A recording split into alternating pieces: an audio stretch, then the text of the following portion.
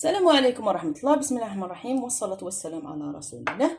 اليوم البنات رايح ندير معكم ديليس الفراوله. الصاب اللي رايح نديرها بذوق الفراوله، والحشو رايح نديرو بكريمه الزبده ذوق الفراوله. وندير الحشو الثاني البنات، يعني نلصقها بكريمه الزبده. راح ندير الحشو هذا الفراوله، هذه لابيري تاع الفراوله. تبعوا معايا الطريقه. المقادير عندي هنايا البنات راح ندير كونتيتي كبيره لانها طلبيه تحج. عندي هنايا مارغرين ديما، يعني صراحه منتوج رائع. ملي خدمت به الخطره الاولى راني نخدم به غير هو. عندي هنا 2 حبات بيض كاملين وصفر حبه بيض بدرجه حراره المطبخ. عندي هنايا كاس سكر طب، عندي كاس مايزينا، عندي عطر ذوق الفراوله. هنايا البنات رايح ندير الكاس تاع التاي هذا تاع زيت، مش حنكثر الزيت بزاف. عندي الفارينه وحندي مغرف صغيره تاع خميره الحلوى. وبالطبع البنات حنخدم بهذو لي زونبورط بياس نقطع بهم الحلوى. تبعوا معايا الطريقه. في الليان تاعي البنات راح نحط المارغرين، لازم تكون درجه حراره المطبخ. والوزن تاع العلبه هذه البنات راهو 500 غرام، يعني حندير كما قلت لكم كميه كبيره. واللي تحب دير كميه صغيره دير العلبه تاع 250 وتنقص من كامل المقادير. يعني شوفوا كيفاش رايح ندير البنات. هنا حطيت الزبده مارغرين عفوا، حنحط مايزينا، يعني كامل المقادير نحطهم على مره. عندي السكر الرطب، عندي 2 حبات بيض كاملين مع صفار حبه بيض،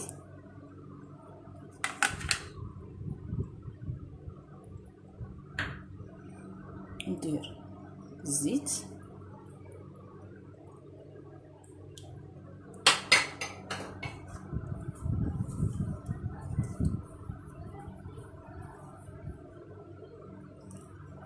ندير شويه من ذوق وعطر الفراوله، نخدمهم شويه بالفوي بس ما ندخل الزيت عفوا المايزينا والسكر الرطب، باش كي نبدا نخدم بالباتور ما يطيروليش في الهواء.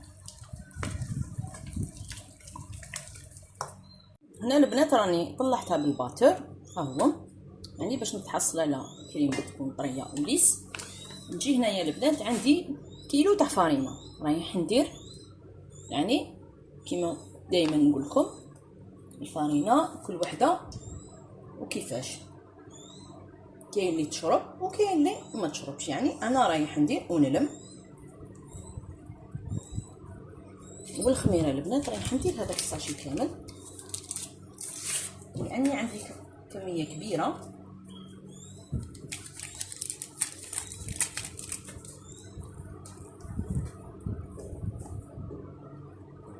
الصابلي ما يتعجنش البنات.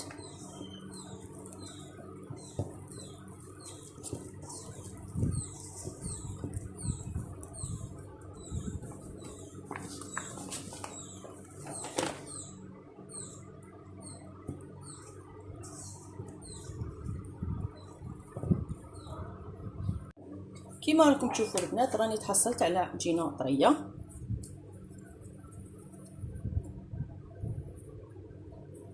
ودرت الكيلو كامل تاع الفارينه، يعني 500 غرام. درت لي كيلو فارينه مسوسيمي هذه. كيما قلت البنات كاين كل فارينه وكيفاش. نغطيها البنات بكيس بلاستيكي، نخليها تريح.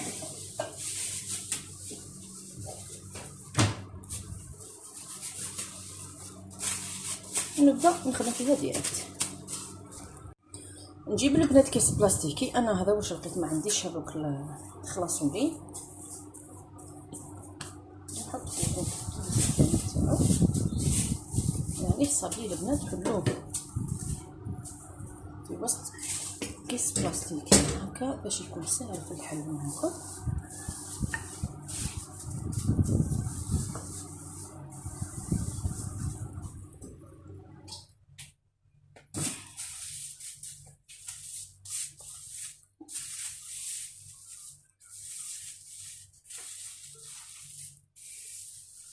يعني ما نحلوهش بسمك رقيق بزاف.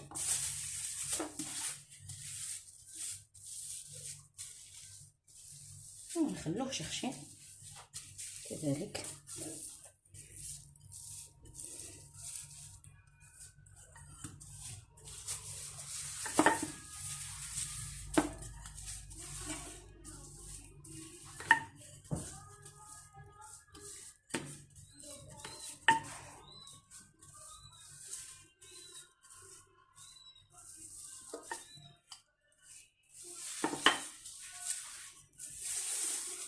نحكم طبعا تاعي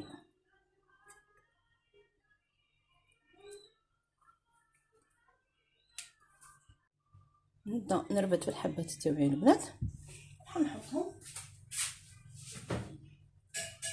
الصينيه. راح ندير لها ورق الطبخ كما تقدروا ديروا، ترشوها بشويه فرينه مي ما تكثروش باش ما تجيكمش ناشفه.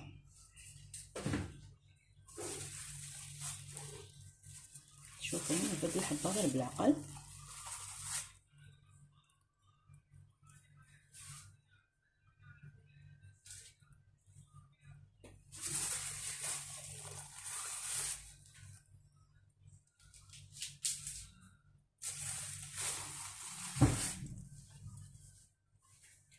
شوفوا البنات، انا كي نخدم الصابلي هذا تاع القلوب، يعني راني حندير حبه للفوق وحبه للاسفل هكا باش يكون عندي مكان مليح، يعني نقدر نستغل كامل المساحه تاع الصينيه. كيما دائما نقول لكم البنات، كي تزيدوا لكم هذوك الاطراف تاع الصابلي ما تعجنوهمش، لموهم بالصاشي فقط هكا باش ما ينشفوش، تقدروا تعاودوا تحلوهم بكل بساطه.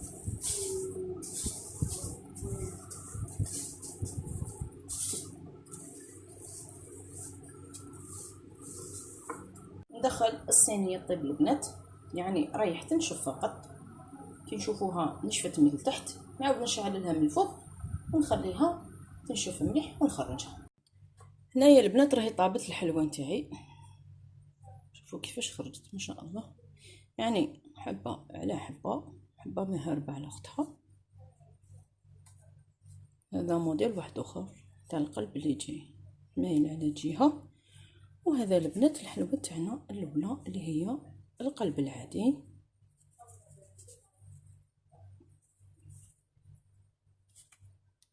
يعني راهي طابت شابه. نجي الان نوري لكم الطريقه تاع الحشو.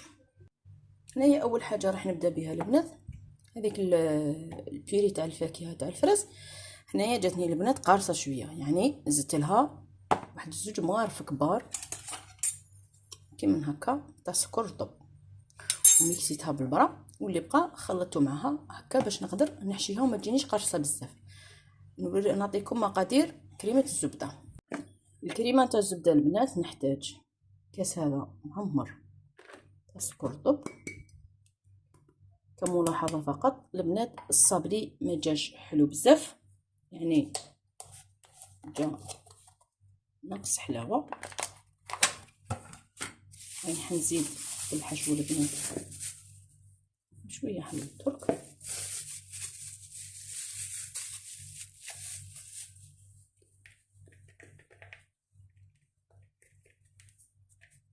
يعني الحشو هذا البنات كل وحده كيفاش تحب تخدمه. ورايح نخدم هنايا البنات عندي مارغرين ماني اللي عندها اوبلين تخدم بها البنات، تجي مليحه للكريمه الزبده، فيها 250 غرام، يعني العلبه الصغيره كامل. درجه حراره المطبخ.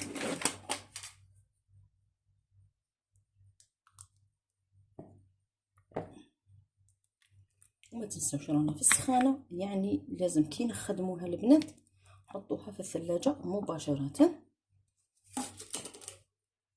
حتى نبداو نخدمو نحشو بها الحلوه تاعنا. هنايا رايح نطلعها بالباتور.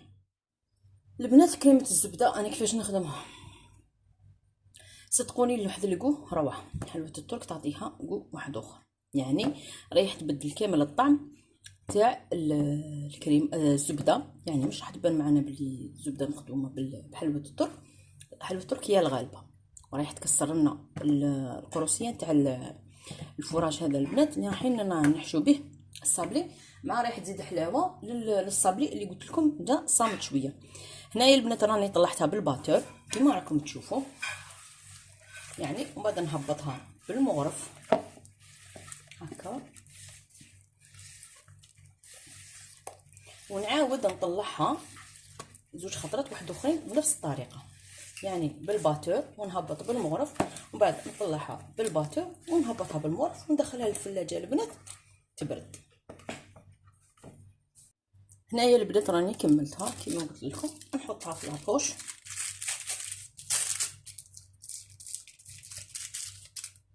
وندخلها للثلاجه. تشدوا روحها البنات، بعد نجيبها ونبدا نخدم بها كيما راكم تشوفوا.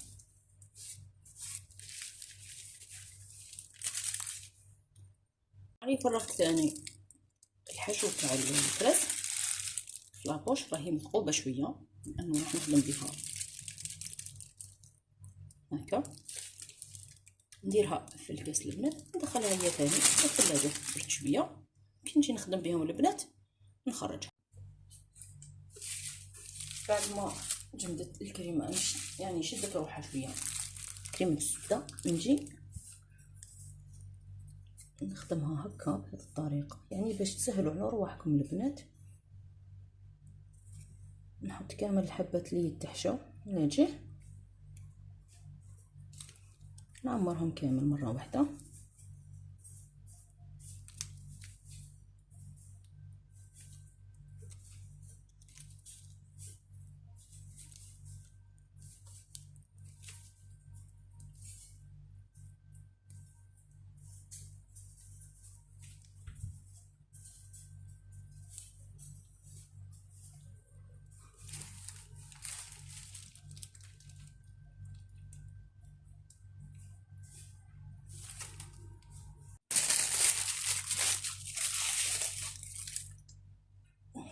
كما راكم تشوفوا ندير شويه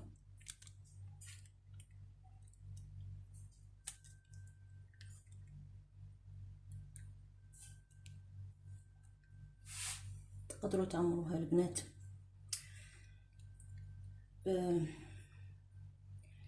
تيكوجيل هذاك اللي نخدموا به التارت، يعني لكم الاختيار. يعني انا حبيت ندير هذه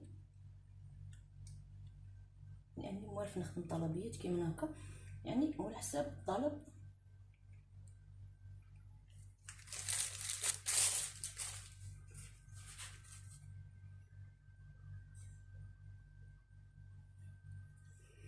نجي الان نحط حبه على حبه هكا،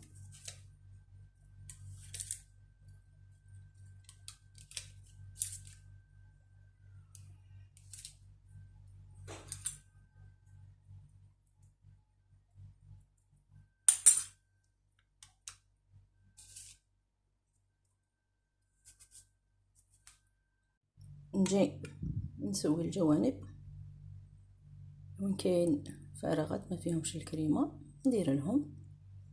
ما تنسوش البنات راهي سخانه، يعني كريمه تاع الزبده راهي بدات تسيح صافي. كي نعمر هكا البنات رايح ندخلها للثلاجه،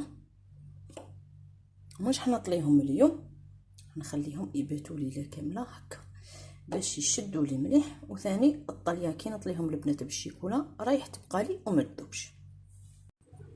هنايا البنات راني ذوبت الشيكولا البيضاء، نجي نضيف لها ذوق وهاد الفراوله،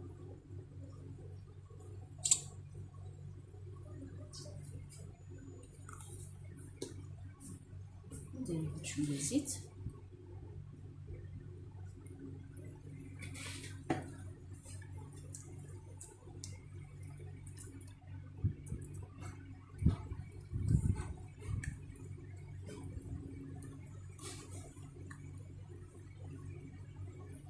نخلطها مليح.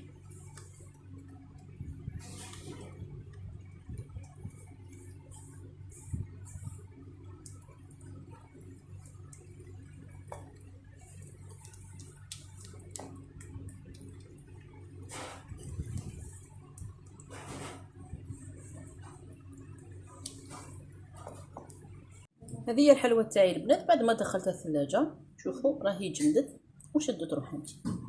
يعني نقدر ندير لها الطليه بكل سهوله. نبدا نطلي الحلوى كما راكم تشوفوا.